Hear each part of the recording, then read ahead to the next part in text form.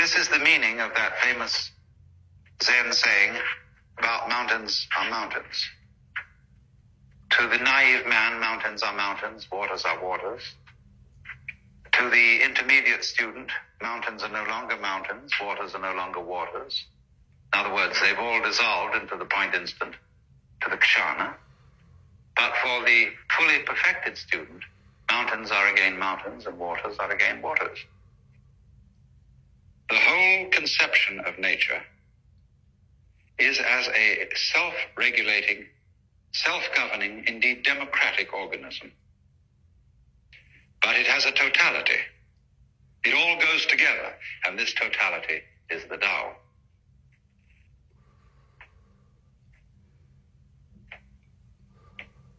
When we speak in Taoism of following the course of nature, following the way, what it means is more like this.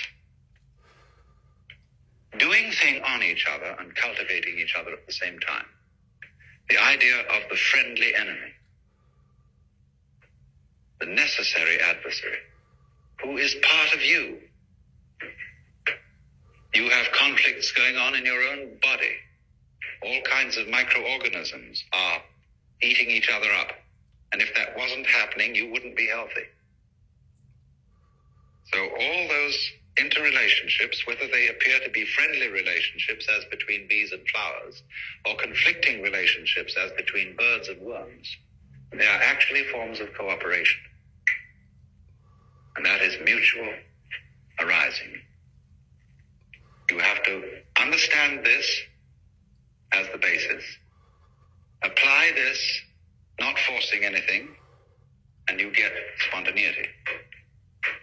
A life which is so of itself, which is natural, which is not forced, which is not unduly self-conscious. Now, another term that is important, although I'm not aware that this word occurs in Lao Tzu's book, it's found in greater use at a much later time in Chinese thought, in philosophies. And that little sound emphasizes the silence. Now, all those things have in them, you see, an element of mystery. There's a Chinese poem which puts it this way. It is a poem written by a man who has gone to find a sage in the mountains.